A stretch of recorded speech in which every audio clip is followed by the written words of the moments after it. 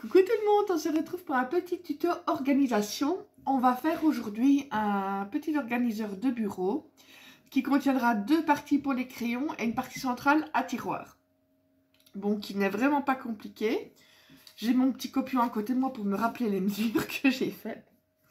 Bon, vous aurez besoin pour la partie centrale de 3 papiers.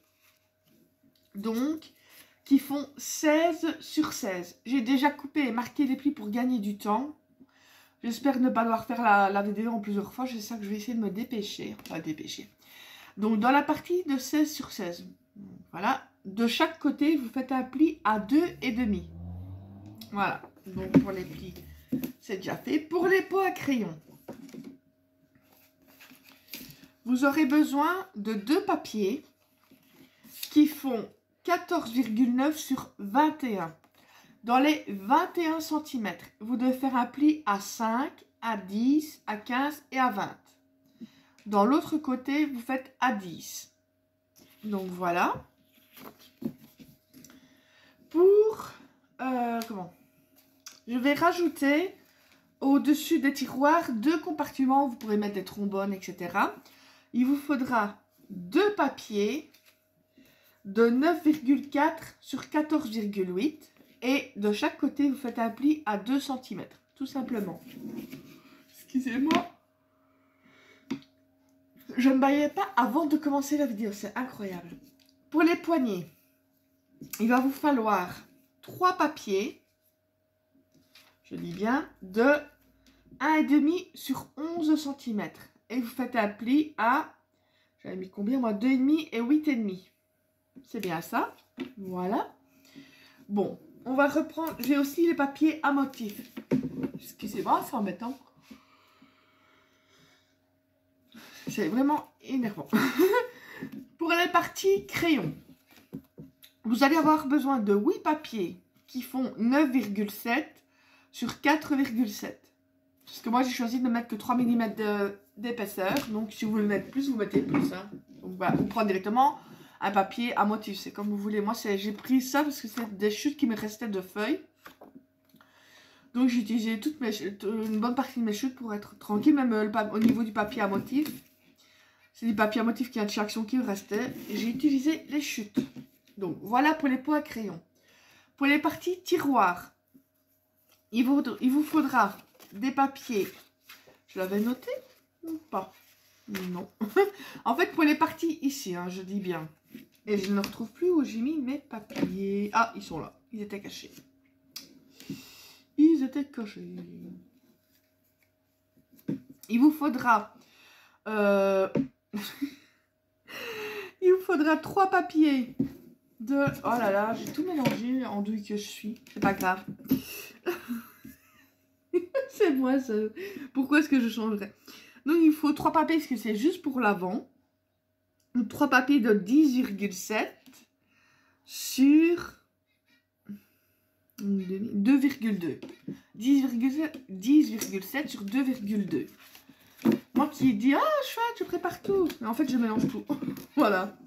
C'est bon, c'est pas grave. Pour les compartiments, il vous faudra 4 papiers de 5 sur 2,4. C'est bien ce que j'ai. Sur 1,7, excusez-moi, j'avais mis à l'envers. 1,7 sur 5, il vous en faut 4. Et 4 de 10,4 sur 1,7. Ça, c'est pour les petits compartiments dessus.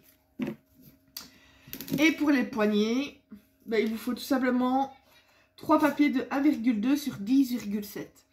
Voilà. Je montrerai le bon déjà. Voilà. Ah, ça commence bien. On va commencer par les tiroirs. Vous allez voir, c'est très simple à faire. Des ciseaux, ça ira déjà mieux que de les couper avec les dents. Donc, ben, vous allez tout simplement couper, ben, comme d'habitude, comme si vous feriez une boîte. Ici et ici. Je vais vous montrer. Oups. Il faudrait déjà que je coupe correctement. Un petit peu en biseau.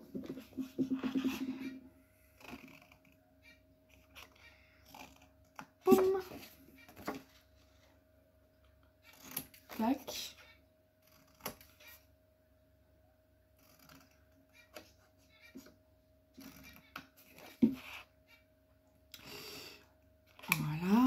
allez voir, j'aurais dû commencer à en couper, hein, comme j'ai fait l'autre fois, commencer à les couper.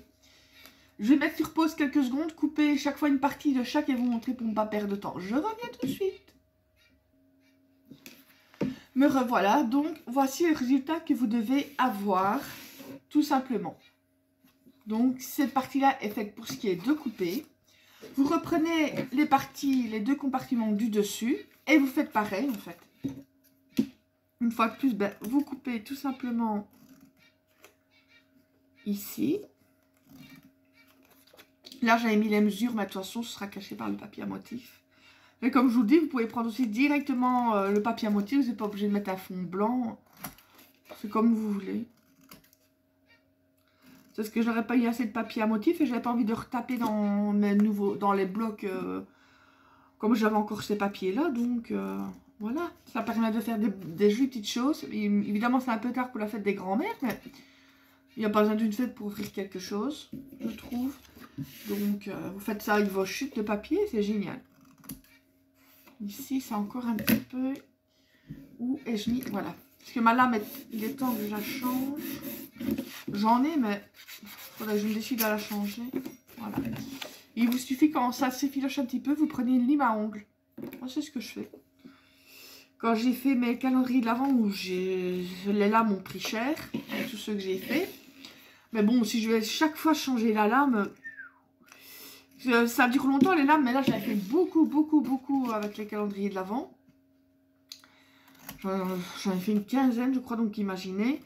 Bah à la fin, je prenais souvent la lime pour faire le bord, quoi. Pour pas chaque fois changer, je me dis, ça va revenir cher au niveau des lames. Là. Et voilà, donc le résultat. C'est comme l'autre, tout simplement. Ensuite... Pour ce qui est de la partie crayon,